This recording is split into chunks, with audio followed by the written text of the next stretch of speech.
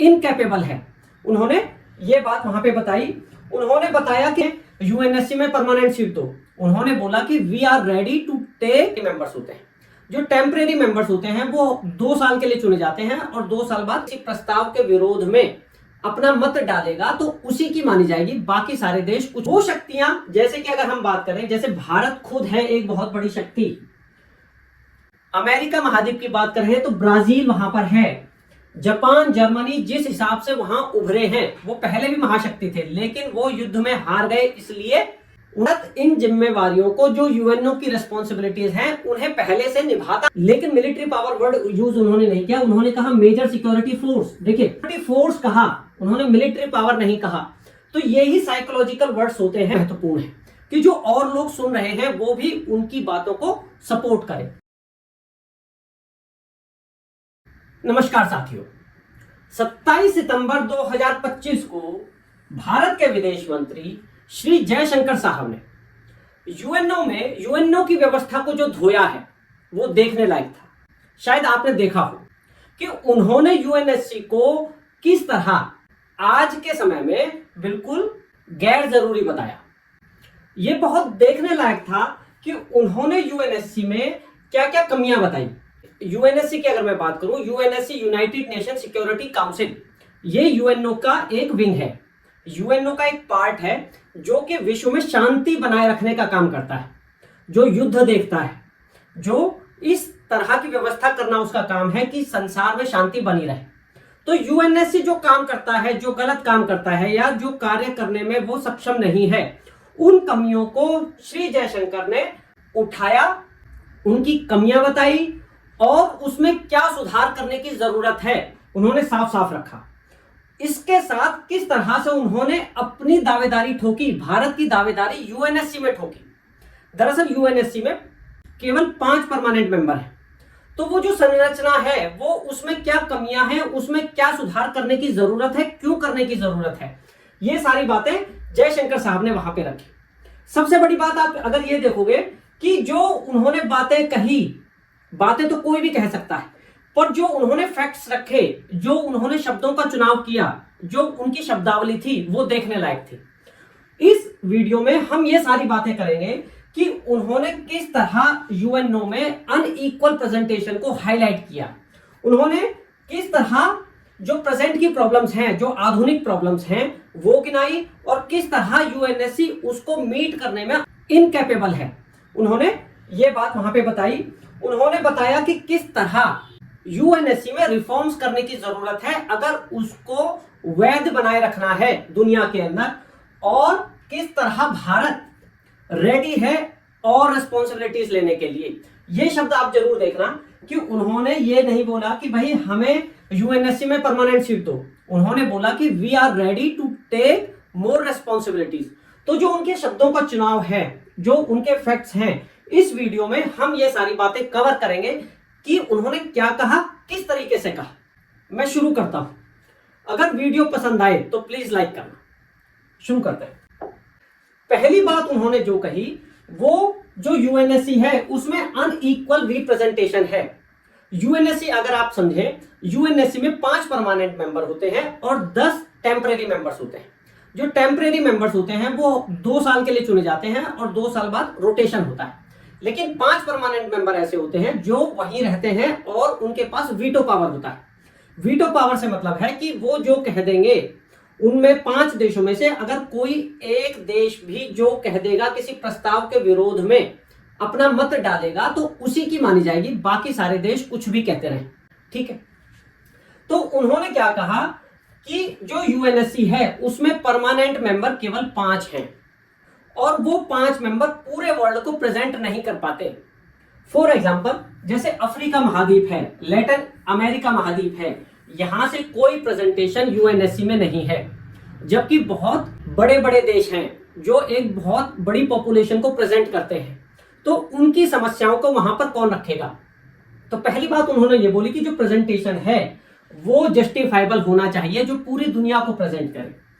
दूसरी बात उन्होंने एशिया को लेकर बोली कि एशिया भी बहुत बड़ा रीजन है जहां इतने करोड़ों अरबों लोग हैं और प्रेजेंटेशन केवल चाइना करता है। जबकि भारत जो है वो बहुत बड़ी पॉपुलेशन, बहुत बड़ी डेमोक्रेसी है, इनफैक्ट सबसे बड़ी डेमोक्रेसी है, तो भारत को तो उसमें होना ही चाहिए, कंसीडरिंग भारत का जो सिस्टम है, पॉलिटिकल सिस्टम, डेमोक्रेसी जो है।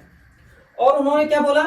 उन्होंने बोला कि जो यहाँ संरचना बनाई गई है यूएनएससी की, वो द्वितीय विश्व युद्ध में जो पावर्स जीते उनके आधार पर बनाई गई है, जबकि उस समय को बहुत लंबा समय गुजर चुका है, 80 साल हो चुके हैं, और उस समय के अंदर नई नई शक्तियां उभर कर आई हैं।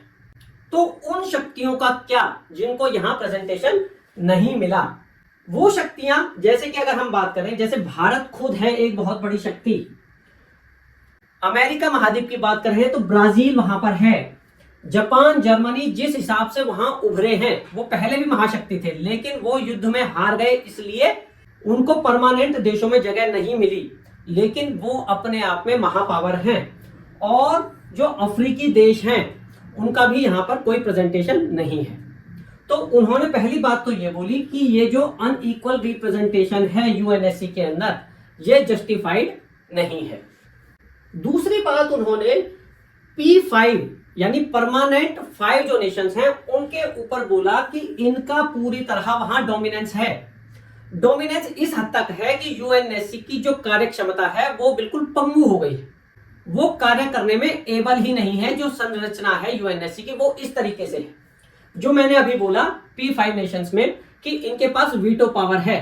तो जयशंकर साहब ने कहा कि वीटो पावर का मिसयूज हो रहा है, वहां पर गुटबंदी अपना काम कर रही है, बजाय सॉल्यूशंस करने के वो अपने ही ढंग से, अपने ही हितों को देखते हुए काम कर रही है, और उसका कोई मीनिंग, उसकी कोई सार्थकता प्रेजेंट समय में नहीं हो पा रही। और उन्होंने क्या बोला?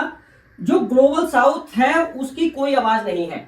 ग्लोबल साउथ का मतलब मैं आपको बता दूं, ग्लोबल साउथ मतलब आप उसको उसकी ज्योग्राफी के हिसाब से ना देखें कि जो ग्लोबल के साउथ में है, ऐसा नहीं है।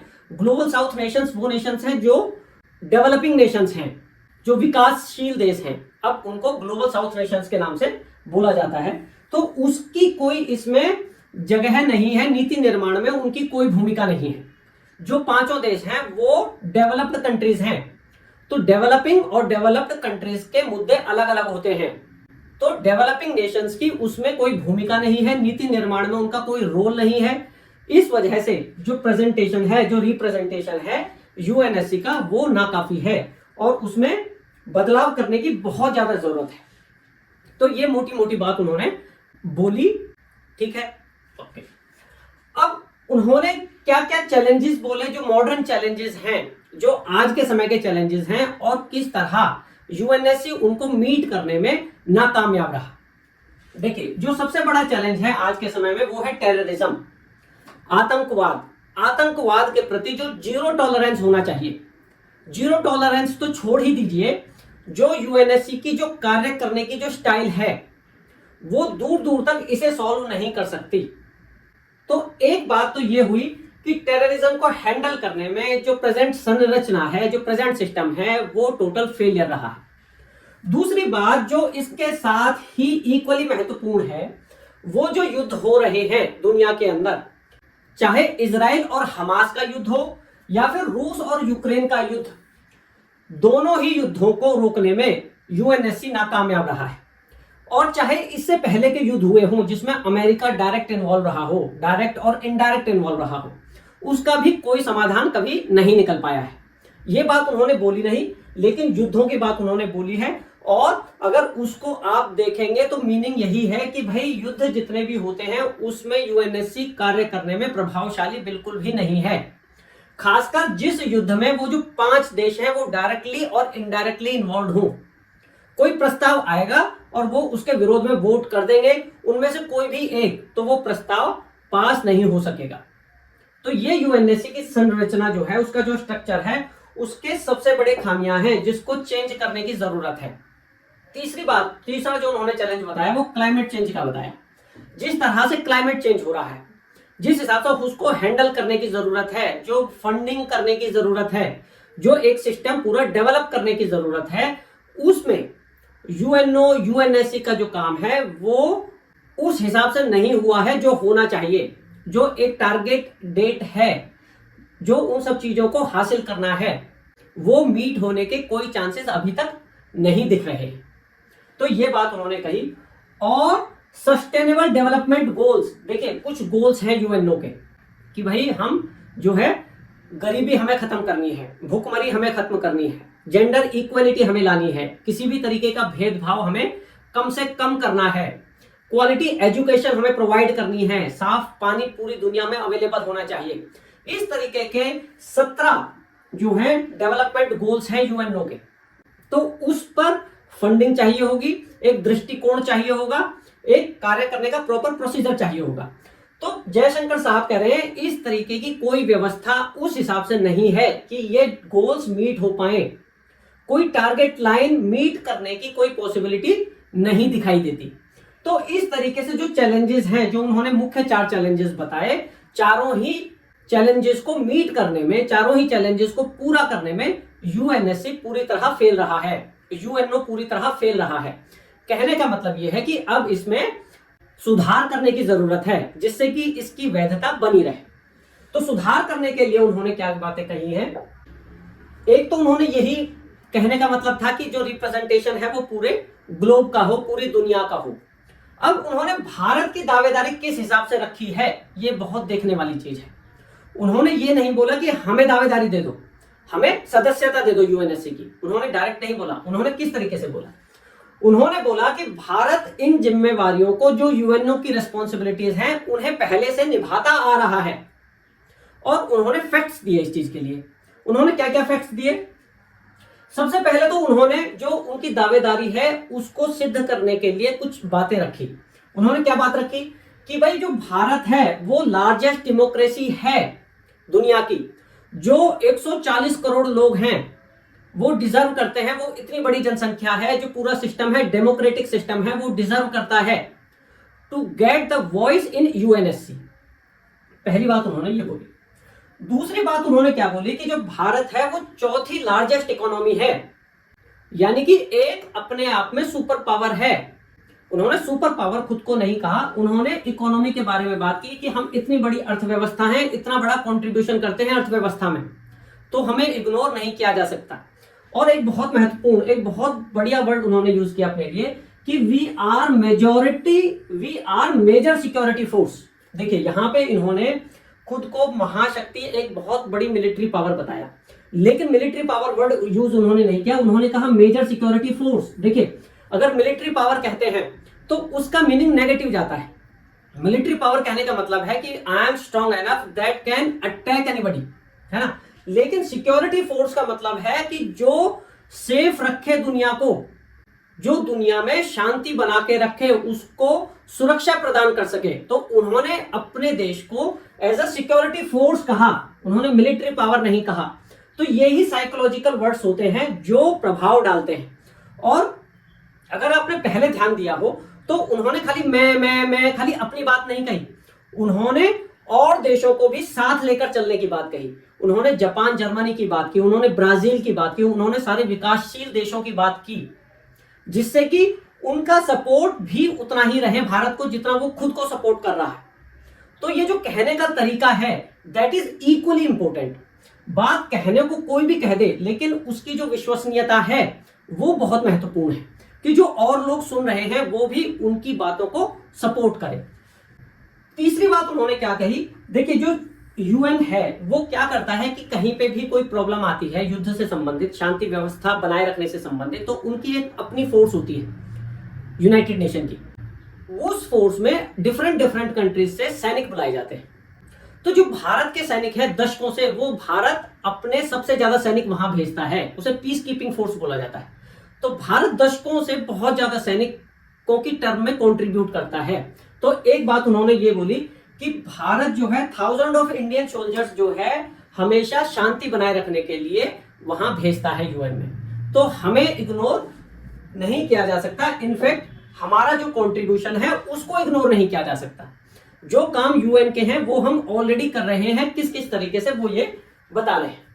फिर उन्होंने क्या बोला कि जो मानवता के जो रिलीफ के काम होते हैं, मानव राहत के जो कार्य होते हैं, उसमें भारत बहुत एक्टिवली पार्टिसिपेट करता आ रहा है। कैसे?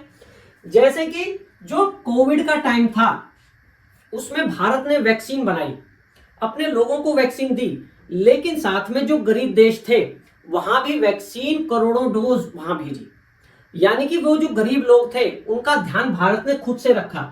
सोचिए अगर भारत ध्यान ना रखता तो क्या होता, वहां भूखमरी के साथ साथ इतनी मौतें होती और जो दवाइयों का बाजार है वो कई गुना बढ़ जाता, बहुत महंगी दवाइयां मिलती। लेकिन भारत ने उस क्रिटिकल सिचुएशन में किस तरह से कंट्रीब्यूट किया, गरीब देशों को फ्री में वैक्सीन भेजी। तो उसी चीज को रेफर कर रहे हैं जयशंकर साहब कि हमने किस तरह वहां पे गरीब देशों का ध्यान रखा। जो यूएनओ का काम है वो भी हम कर रहे हैं पहले से ही, और कहीं पर जब भूकंप आ जाए, कहीं बाढ़ आ जाए, तो वहां जो राहत सामग्री है वहां भारत पूरा कंट्रीब्यूट करता है, जैसे अफगानिस्तान में किया, टर्की में किया, है ना। तो उन चीजों को जयशंकर साहब बता रहे हैं कि किस तरह से वो यूएनओ के काम में बहुत एक्टिवली पार्टिसिपेट करते आ रहे हैं। एक चीज बहुत महत्वपूर्ण उन्होंने क्या बोली कि मैरीटाइम सिक्योरिटी और फ्री कॉमर्स में भारत बहुत महत्वपूर्ण सहयोग कर रहा है। अगर आपने ध्यान दिया हो तो बहुत सारी न्यूज बीच में आती रही है कि भारत ने किस तरह समुद्री डाकुओं से किसी जहाज को बचाया, जो व्यापारिक जहाज जा रहे थे उनको बचाया। न केवल भारत के जहाजों को बल्कि जो दुनिया के और जहाज हैं, दुनिया के जो और व्यापारिक जहाज हैं उनको भी बचाया। कई बार तो पाकिस्तान, श्रीलंका, इन लोगों के नाविकों को बचाया, जो ये लोग उसमें जो क्रूज मेंबर थे उनको बचाया। यानी कि समुद्री डाकुओं से किस तरह से भारत ने दुनिया की रक्षा की उसका वो उदाहरण दे रहे हैं। ठीक है, अच्छा, कि इससे सबसे बड़ी बात क्या है कि जो वो सिक्योरिटी होगी जो भारत कंट्रीब्यूट कर रहा है उससे पूरे दुनिया का जो बिजनेस सेफ हो रहा है, बिना किसी बाधा के चल रहा है, उसको उन्होंने बताया। और क्या बताया उन्होंने, बहुत प्रैक्टिकल बात बोली टेररिज्म के खिलाफ, कि भारत भुक्तभोगी है टेररिज्म का और उसे प्रैक्टिकली सॉल्व करने की क्षमता रखता है। जैसे उसने पाकिस्तान के विरुद्ध, जो पाकिस्तान ने टेररिज्म किया उसके विरुद्ध जीरो टॉलरेंस नीति अपनाते हुए उसको सबक सिखाया, यानी बहुत प्रैक्टिकली काम किया। तो भारत जो प्रैक्टिकली काम कर रहा है पहले से ही प्रॉब्लम सॉल्व करने के लिए, जो यहाँ पे टेररिज्म की प्रॉब्लम सॉल्व की है, तो हमारा जो योगदान है वो बहुत महत्वपूर्ण है। जो सॉल्यूशंस हैं वो बहुत महत्वपूर्ण है, जो बिल्कुल प्रैक्टिकल सॉल्यूशंस हैं।